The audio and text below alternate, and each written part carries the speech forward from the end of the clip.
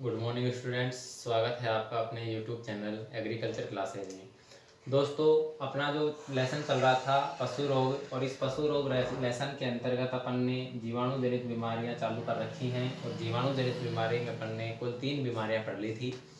आज अपन चौथी बीमारी पढ़ेंगे दोस्तों। सब कल अपन ने जो तीसरे नंबर की बीमारी पढ़ी थी वो मैस्टाइटिस यानी थनैला रोग पढ़ लिया था। फर्स्ट नंबर पे अपन ने पढ़ा एचएस यानी गलघोटू, दूसरा पढ़ा अपन ने बीक्यू यानी ब्लैक वाटर, और तीसरी बीमारी पढ़ ली थी मैस्टाइटिस यानी थनैला रोग। आज चौथी बीमारी पढ़ेंगे दोस्तों, और चौथी बीमारी का नाम है एंथ्रेक्स। चौथी जो अपनी बीमारी है वो है एंथ्रेक्स।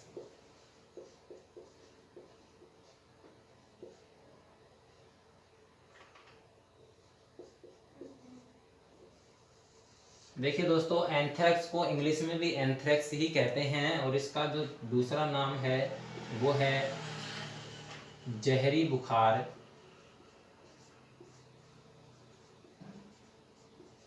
या तिल्ली बुखार।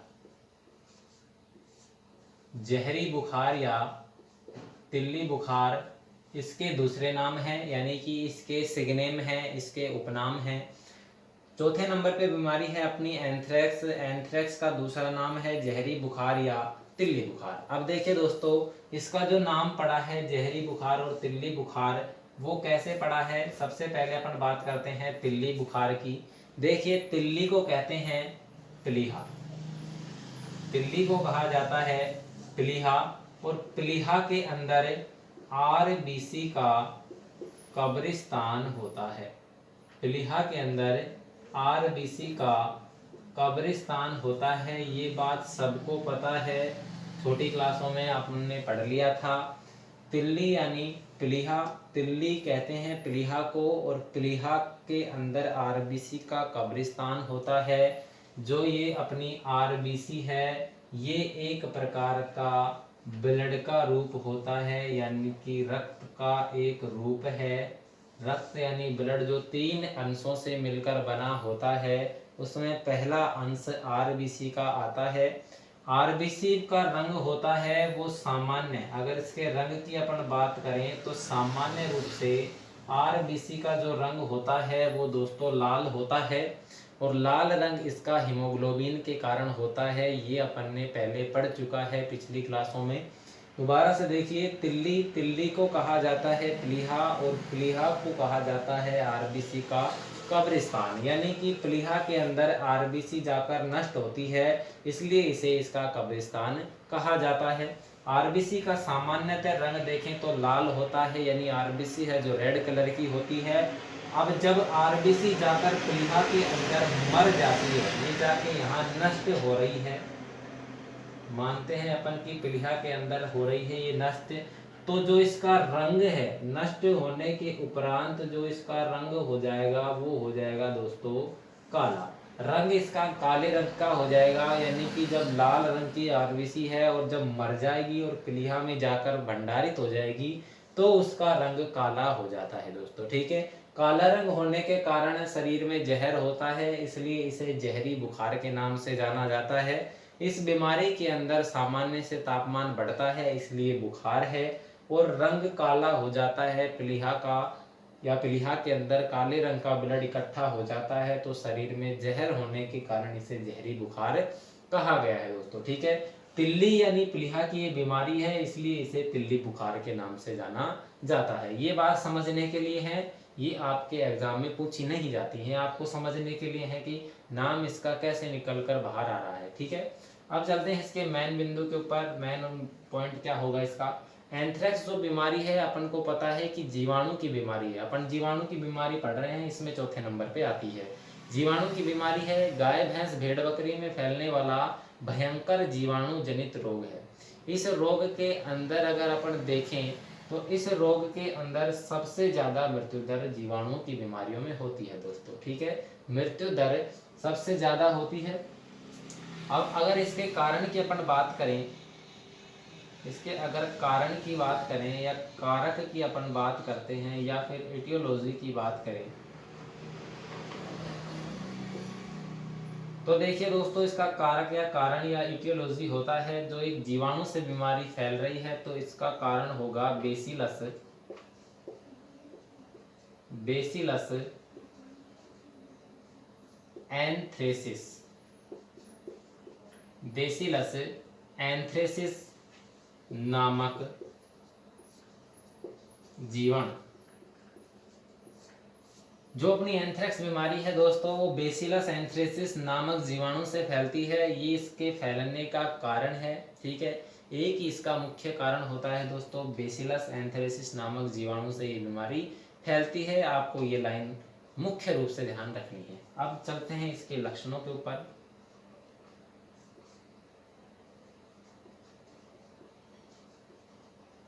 लक्षण या अगर सिम्टम्स की अगर अपन बात करें कि इसके लक्षण या सिम्टम्स क्या होते हैं, तो देखिए क्या क्या लक्षण प्रदर्शित करेगी जब ये बीमारी होगी किसी पशु को, तो पशु कौन कौन से लक्षण प्रदर्शित करेगा।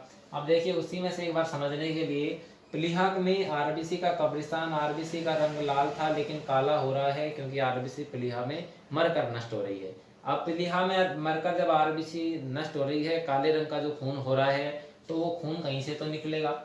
तो इस रोग के अंतर्गत पशु के नाक, पशु के मुंह और पशु के गुदा मार्ग, पशु के नाक, पशु के मुंह और उसके गुदा मार्ग द्वारा झागदार काले रंग का ब्लड निकलता है। झागदार काले रंग का ब्लड निकलता है। उसके नाक, मुंह और गुदा मार्ग से झागदार काले रंग का ब्लड निकलता है, जो इस रोग का मुख्य लक्षण है। इसके अलावा दूसरे लक्षण की अपन बात करें तो पशु के शरीर का तापमान सामान्य से बढ़कर 104 से 105 डिग्री फ़ारेनहाइट हो जाता है। जो पशु का शरीर का तापमान है वो सामान्य से बढ़कर 104 से 105 डिग्री फ़ारेनहाइट हो जाता है। तीसरे लक्षण की बात करें तो पशु के गुदा मार्ग से झागदार काले रंग का ब्लड निकल रहा है, यानी कि एनस से जब खून निकलेगा, गुदा मार्ग से जब खून निकलेगा तो कुछ गोबर का अंश भी उसमें मिला हुआ आता है। तो तीसरा लक्षण हो सकता है कि पशु को खूनी दस्त हो जाते हैं, पशु के खूनी दस्त हो जाते हैं, ये इसका तीसरा लक्षण हो जाएगा। चौथे लक्षण की अगर बात करें तो पशु के पैर हैं, उन पैरों के अंदर सूजन आ जाती है। पशु के जो पैर हैं दोस्तों, उन पैरों के अंदर सूजन आ जाती है। ये इसके मुख्य लक्षण होते हैं। पहला लक्षण हो गया पशु के नाक, मुंह और गुदा मार्ग से झागदार काले रंग का खून निकलता है। पशु के शरीर का तापमान सामान्य से बढ़कर 104 से 105 डिग्री फ़ारेनहाइट हो जाता है। तो तीसरा लक्षण है इसका, पशु को खूनी दस्त हो जाते हैं। चौथा है पैरों के अंदर सूजन हो जाती है। ये इसके लक्षण हो गए दोस्तों। अब अपन बात करें इसके उपचार की, यानी इसका ट्रीटमेंट यानी उपचार क्या क्या होता है।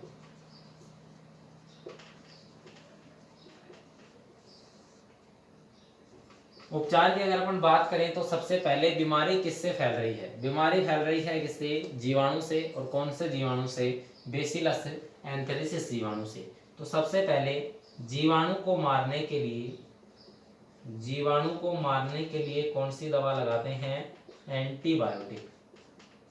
ये परिभाषाएं अपन ने पहले ही पढ़ ली थी, वो 8 परिभाषाएं जो स्टार्ट में पढ़ी थी उन्हीं का उपयोग है। जीवाणु को मारने के लिए हम एंटीबायोटिक या प्रतिजैविक दवा लगाते हैं और इसके अंदर हम पेनिसिलिन लगाते हैं। पेनिसिलिन दवा लगाई जाती है।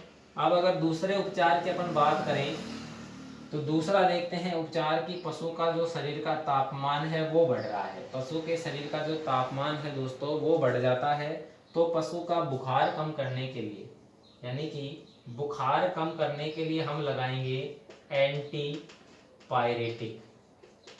एंटीपायरेटिक दवा लगाते हैं और इसमें लगाते हैं पैरासिटामोल। पैरासिटामोल देखिए, बुखार में कमी लाने के लिए एंटीपायरेटिक यानी ज्वरनाशी या तापरोधी दवा का उपयोग किया जाता है। उदाहरण है इसका पैरासिटामोल। तीसरे अगर उपचार की अपन बात करें तो देखिए कि पशु को खूनी दस्त हो रहे हैं, गुदा मार्ग से जब खून निकलता है तो कुछ गोबर का अंश मिला हुआ आ रहा है, इसलिए इसमें खूनी दस्त हो रहे हैं। तो खूनी दस्तों को रोकने के लिए, तो दस्त रोकने वाली दवा अपन ने पढ़ी थी, ये दस्तों को रोकने के लिए अपन लगाते हैं कौन सी दवा, एस्ट्रीजेंट। एस्ट्रीजेंट दवा लगाते हैं, यानी कि स्तंभक दवा का उपयोग किया जाता है। और उसमें अपन ने पढ़ा था सल्फा ग्रुप की दवाएं, तो सल्फा डिमेडीन इसमें लगाई जाती है दोस्तों। 3 दवाएं हो गई।